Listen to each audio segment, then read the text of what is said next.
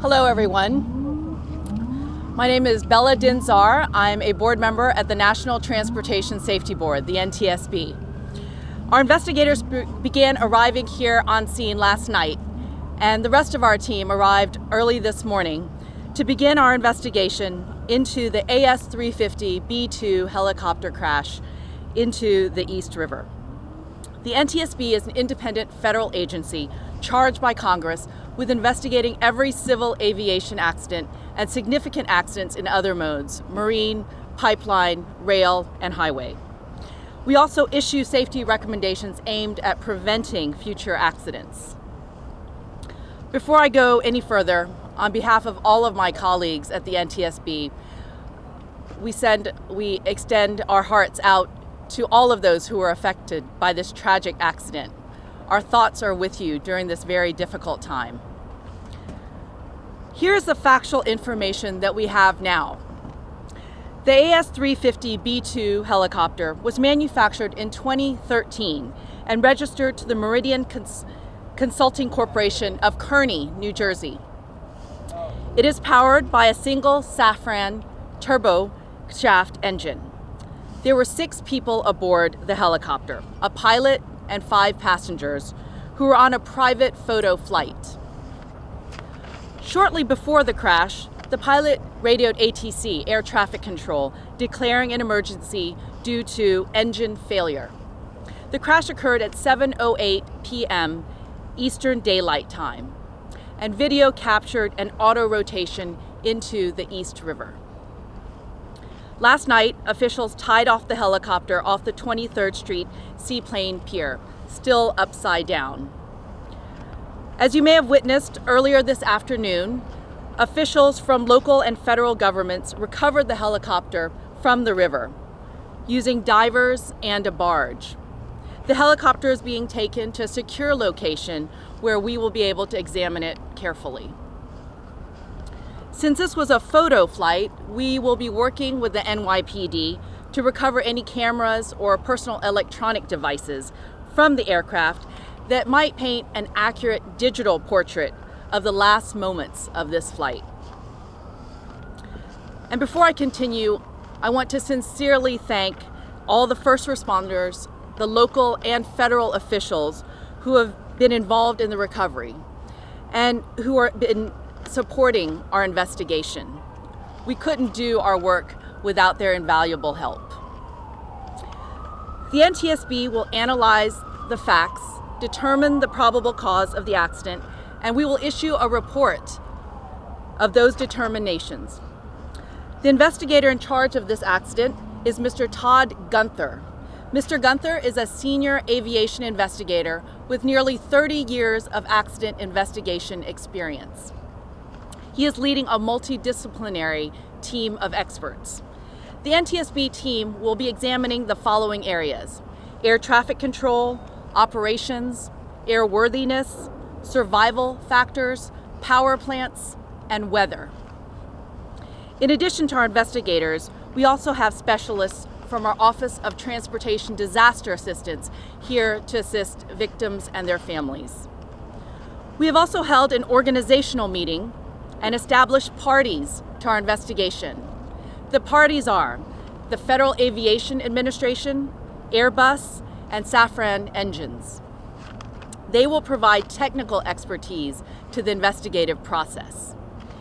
In addition, assisting us are the NYPD, FDNY, Office of Emergency Management, the Office of the Chief Medical Examiner, the U.S. Coast Guard, and the U.S. Army Corps of Engineers, and we appreciate their help. Tomorrow will be our first full day on the scene. Our investigative team will be on scene for about 5 to 7 days. Our mission is to understand not just what happened, but why it happened, so we can prevent it from happening again. We will not be determining the probable cause while we are here on scene, nor will we speculate about what may have caused this accident. And since we're just beginning our investigation, we don't have a great deal of information to report yet, but we will keep you informed by providing regular updates as we find out more. And if the public has relevant information for the investigation, you can email us at eyewitness report at ntsb.gov. And for the latest information on media briefings, you can follow us on Twitter and our website. And Twitter is at NTSB_newsroom, and the website is ntsb.gov. Now, I'd be happy to take a few questions. To ask a question, please raise your hand, and when I identify you, please state your name and your affiliate. Yes. Can you confirm the helicopter did not have doors? And if so, as a safety official, what are your thoughts on what's becoming a trend apparently, helicopters going up on these photo tours so people can take pictures so they can show them off on Instagram? The question is about whether the helicopter had doors and in general about these types of photo shoots. And what we do know is this type of helicopter, it was legal to have the doors open. We don't know exactly what the situation was, but that's what we're going to look at now that the helicopter has been pulled up out of the river. We're going to inspect all that and see what is going on and what actually was happening at the moment, which is why things like video and other information that the public may have is so important for us. Yes. Sure. Two questions. One is about the harnesses. Some who were in a sister helicopter talked about how difficult it is to get out of the harnesses in general. And secondarily, can you talk about the floats? I mean, this is something that has to be maintained just like a engine or anything else. If both floats had operated correctly, which the pilot said they did not, if both floats had operated properly, would we have had this tragedy? So this is a two-part question. I'll answer the latter one first about the floats, about whether they were operating correctly and whether, if they were operating correctly, if this would have happened. The floats did inflate, as you may have seen from the helicopter being pulled up. What we're going to look at is how they inflated, if there were any problems with them. When floats do inflate, there are times when the helicopter will still not necessarily stay afloat. So we're going to look into that.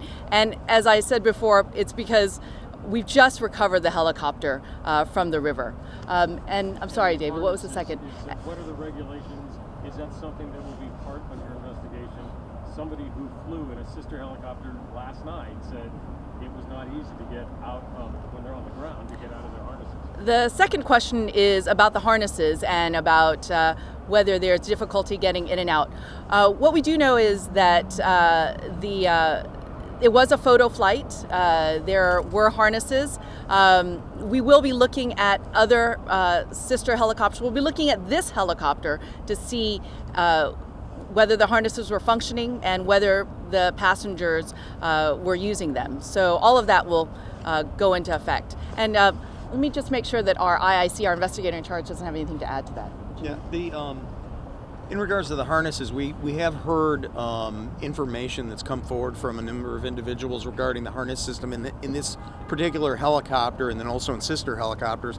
And we've heard information about that some people have been discussing that. That's something we'll be looking into. We have brought with us our survival factors group, which it consists of survival factor specialists that are trained in the examination and analysis of restraint systems. So that will be part of the investigation. Thank you, Mr. Gunther. Yes. Hi, Alison Fox in New York Newsday. I'm wondering, can you talk about anything that the pilot has said to you thus far, and then also, was it possible that the harnesses actually got tangled in the emergency fuel shutoff switch, and that could have potentially led to problems? So two questions. One is whether we know anything about the harnesses. And again, it's too early to know. We'll be looking exactly at what happened with the harnesses. The other question was about the pilot and whether we have spoken to him. And no, he was obviously injured and in the hospital. We will be asking him to be interviewed, and we hope he'll comply because obviously our only purpose here is to ensure that this type of accident doesn't happen again. Yes. Can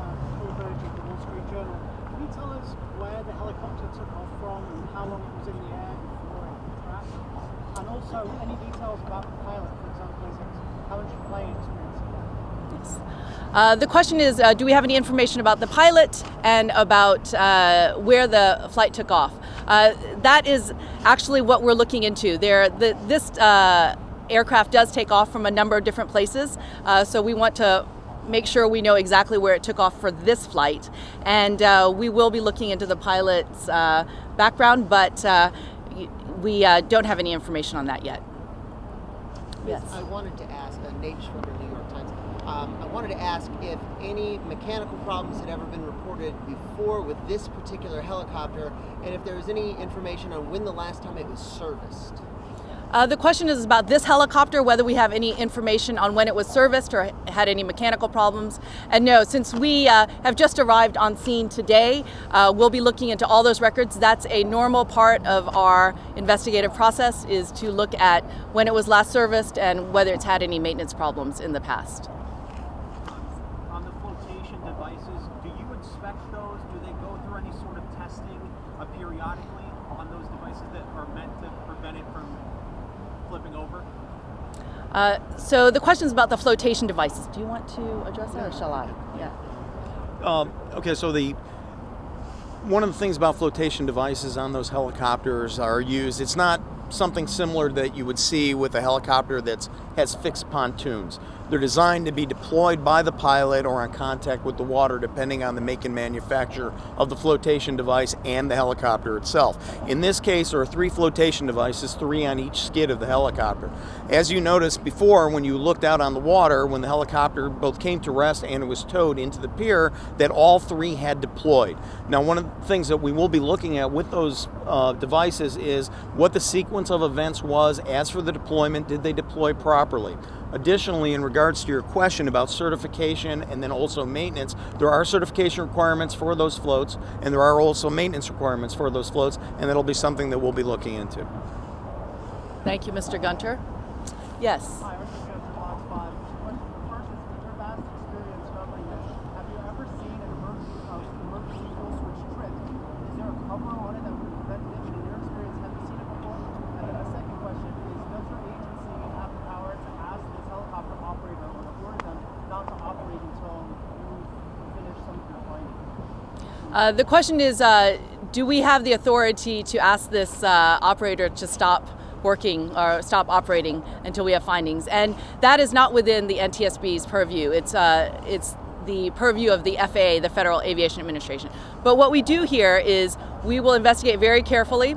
If there are any safety issues, whether it's particular to this operator or systemic throughout operations, we will issue, if needed, an urgent safety recommendation. And that means that it comes out as soon as it's needed in order to prevent this from happening again. So that will be done if it's needed, if there's a safety issue that we believe is urgent.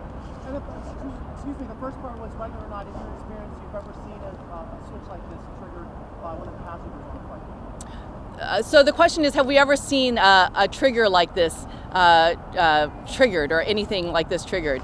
I can tell you we have seen many things that have happened in an airplane. I personally have not seen this type of accident happen. And would you like Nor to? have I, and that's something we're looking into. But we certainly will look into it.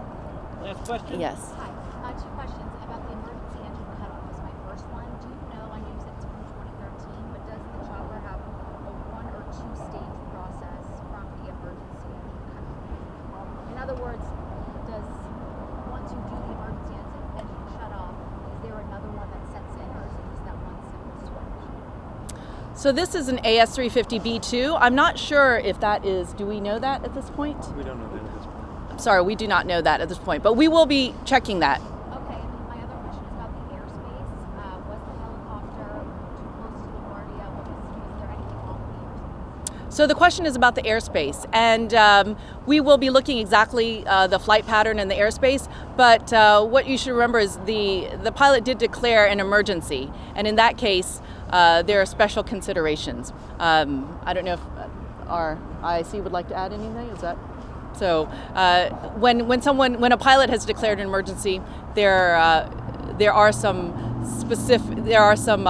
I suppose less strict requirements. There was talk of potentially the pilot telling investigators that maybe one of the passengers' bag hit a switch. Did you have that communication with the pilot at all? The question is what the pilot has told investigators, and we have not spoken to him yet, and we hope to be able to. And we've always had very good relationships with people we've interviewed because they know our purpose is simply to prevent these accidents from happening again. Thank you. Thank you very much.